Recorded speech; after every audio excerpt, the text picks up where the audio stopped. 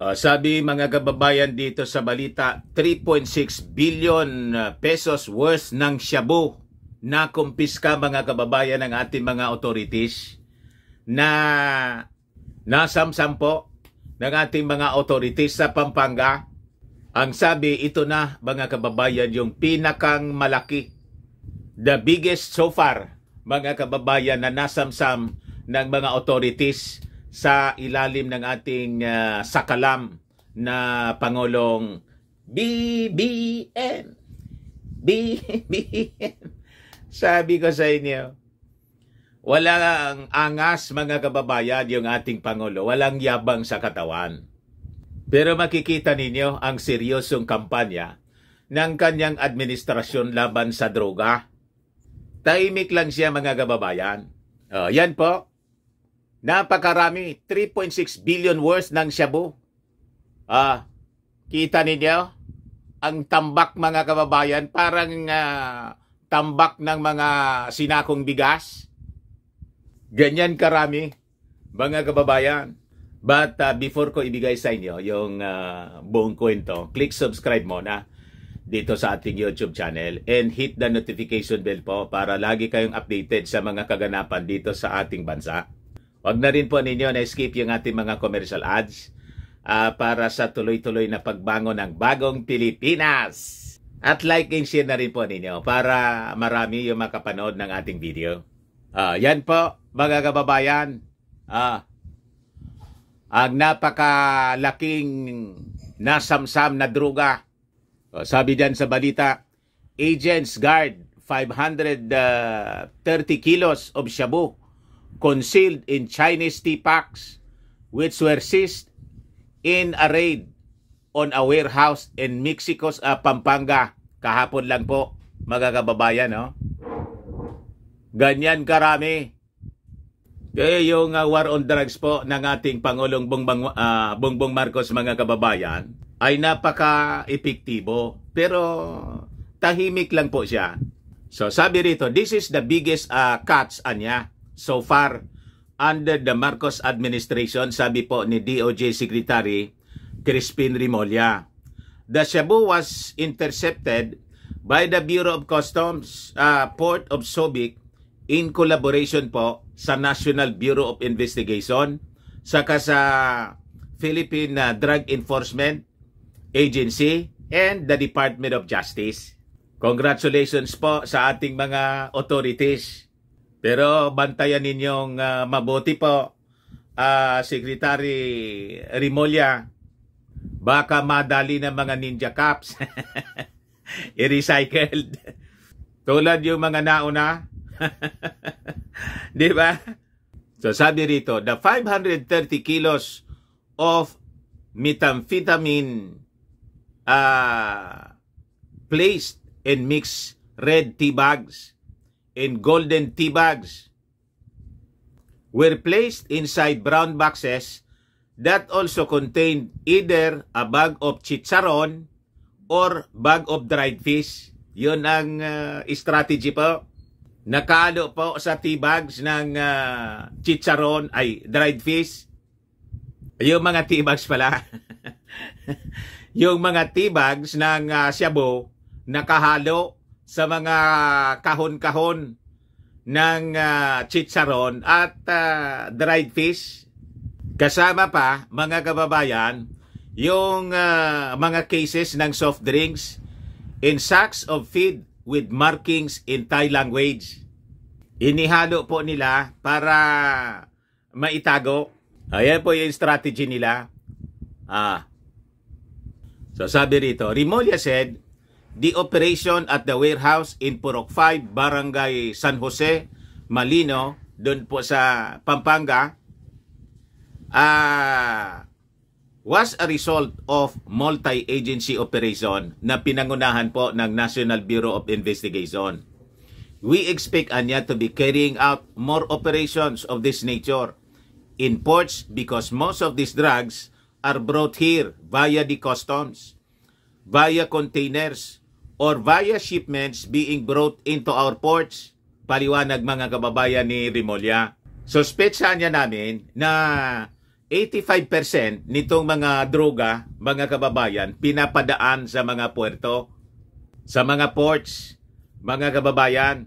Yung operasyon po, sabi ni Remulla, initiated following a derogatory report from the Bureau of Customs Intelligence Group resulted in the seizure of 530 packs na ang laman, mga kababayan, naglalaman ng approximately 1 kilos of shabu bawat isa. Ito raw, mga kababayan, na illegal drugs ay nakatago within a container originally declared to contain 881 bags ng mga animal feeds galing po sa Thailand. District Collector Ciriaco D.G. Ogay promptly issued a warrant of seizure in detention on September 23. The seized drugs were immediately handed over sa PIDEA po, followed by the execution of a controlled delivery operation by the National Bureau of Investigation at sa kanang PIDEA. In this significant operation anya, law enforcement agencies successfully apprehended 3.6 billion worth ng shabu, delivering a major blow to drug trafficking dito sa ating bansa. The collaborative efforts anya of our dedicated teams, commencing with the BOC and CAID-TF at saka notably the NBI sa PIDEA, underscore our commitment to combating the illegal drug trade and safeguarding our communities. Payag, mga kababayan, ni Ogay. Sabi niya rito, under the leadership of Customs Commissioner Bienvenido Rubio, the agency remains resolute in adhering to President Marcos' directives to bolster border protection capabilities and prevent the entry of illegal drugs and other dangerous substances dito sa ating bansa. Kaya yung mga nagsasabi na after na magtapos yung turno, mga kababayan, ni Maudigs, napabayaan na niyan yung war on drugs. Saka yung mga minions, mga kababayan, ni Maudigs, gustong i-recommenda si Maudigs, mga kababayan, na gawing drug czar. Kasi pinapalabas nila, mahina yung ating war on drugs under the administrasyon ng ating Pangulong Bongbong. Hindi po totoo ang kwento ng mga minions ni Maudigs. Patibong lang nila, mga kababayan, yon para pag kinuha po, halimbawa, naisa nila yung ating Pangulong Bongbong, kinuha, ayon, madadamay po yung ating Pangulo. Naghanap lang po ng damay po sa ICC. Di ba? Hindi nila maisan. Wise po yung ating Pangulong Bongbong. So sabi rito po, investigators already have a list of persons involved in bringing in the drugs in the country. Sabi po ni Justice Secretary Remulla. Adding that foreigners are definitely involved anya, as the shipment came from Thailand and the packaging has Thai language. It's an international syndicate anya we're talking about.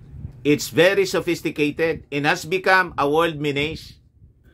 While Remulla said it is too soon anya to say if government personnel are involved, he believes that there is already an infiltration of a syndicate sa ating gobyerno.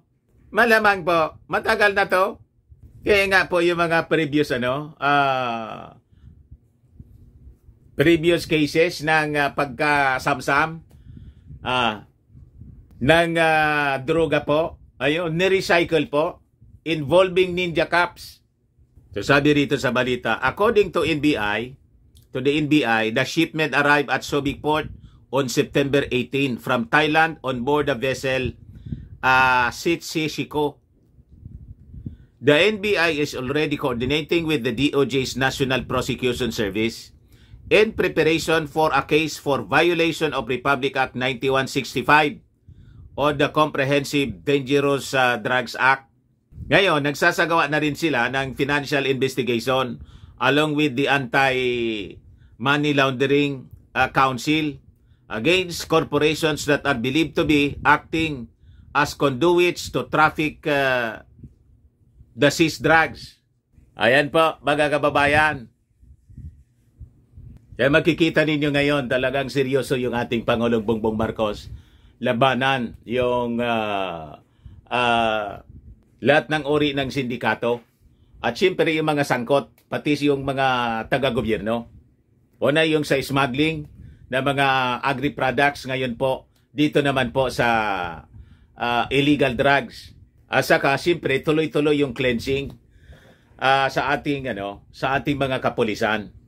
And in fact, yun po yung mahigpit na tawag dito, utos ng ating Pangulong Bongbong Marcos. Ayan po yung sabi ng ating Pangulo. Marcos tells police generals, lead by example on ethics, respect for human rights. Pati sa pati sa respeto ng human rights. Kaya under the Marcos administration, war on drugs po, walang AGK. Diba? Yan po ang sabi ng ating Pangulo. There's no room for corruption and human rights abuses in government. President Marcos Jr. reminded the newly promoted police officials about his zero tolerance policy for corruption and rights abuse within the Philippine National Police and other government agencies. Yan po yung ating Pangulo, mga kababayan. Nire-respeto po yung karapatang pantao ng ating mga mamamayan. So sabi niya, we have said it before and it remains true. We do not tolerate corruption on human rights abuses in the PNP. Marcos said in an Instagram post, our new officers aim to earn and maintain your trust in order to be effective in their enforcement of the law. He told the police generals to ensure all cops uphold the highest standards of ethics, professionalism, and respect for human rights. Ayan po, I also expect that you will lead by example so that every officer and member under your command will adhere to the same principles. You must likewise nurture a bond of mutual respect and support where the people have faith and confidence in their police force. Yan po ang sabi ng ating Pangulong Bongbong. Talagang BBM lang po ang sakalam, mga kababayan. Ayos, yan man lang po. Baka lang gusto ninyo po itong itry. Firmax Firming and Lifting Cream, pinapahid po sa mga pulses and affected area. Mainam po sa paninigas ng mga kaso-kasuan. Ito naman po, Automax Radiant Serum. Sa mukha naman yung application. Anti-aging po siya. You will look 10 years younger than your age. Sa mga cancer patients naman po, baka lang gusto ninyo itong itry. Ning siya Red Mix Fruit Drink.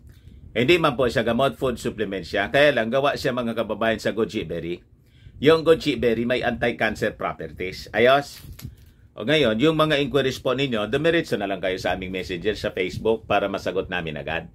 Ako po si Dante Maravillas. Bye-bye po. God bless.